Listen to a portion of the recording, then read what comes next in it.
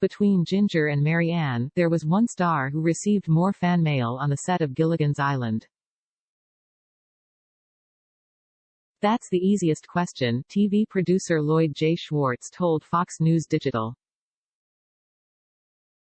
Dawn Wells, who played Mary Ann, got 5 times the fan mail than everybody else. She was the only normal person in the show, the 75-year-old shared. She was the one everyone identified with.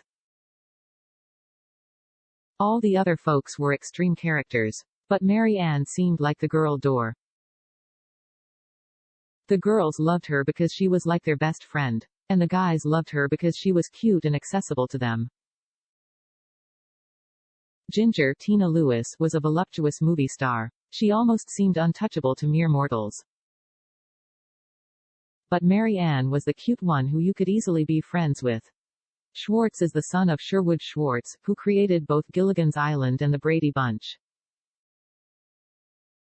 Sherwood Schwartz died in 2011 at age 94, but the late star's classic TV shows have lived on with the younger Schwartz, as keeper of the flame. Most recently, the writer has kept busy working on his latest comedy, Classic Couples Counseling, which opens at Hollywood's Theatre West April 1.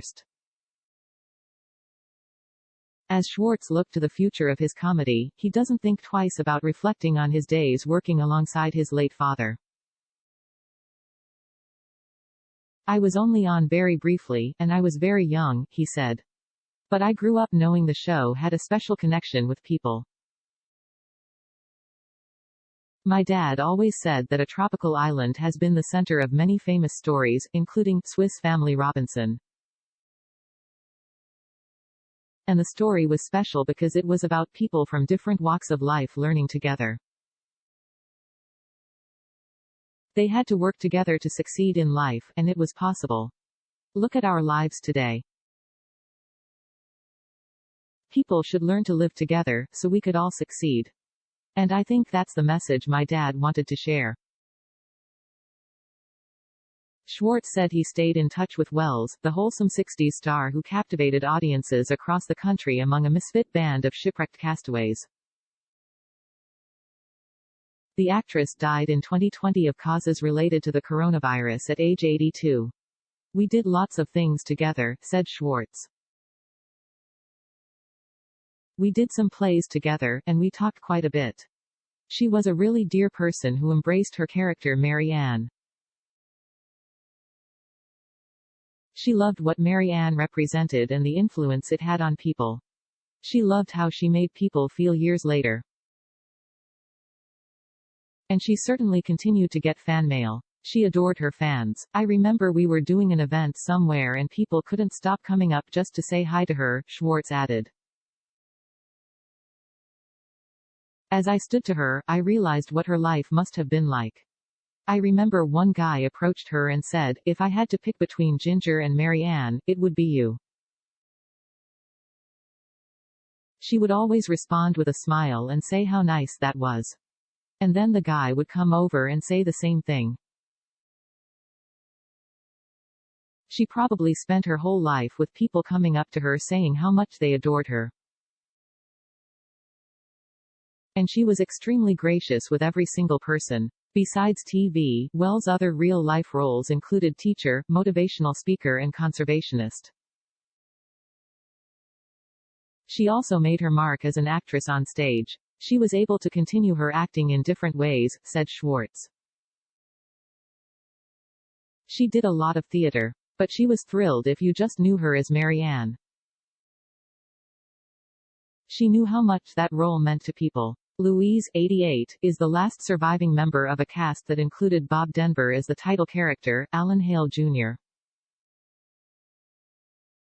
as the skipper, Jim Backus and Natalie Schaefer as wealthy passengers Thurston and Lovey Howell and Russell Johnson as the professor.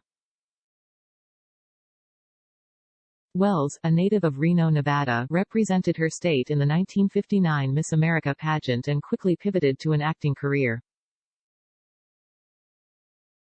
Her early TV roles were on shows including 77 Sunset Strip, Maverick and Bonanza.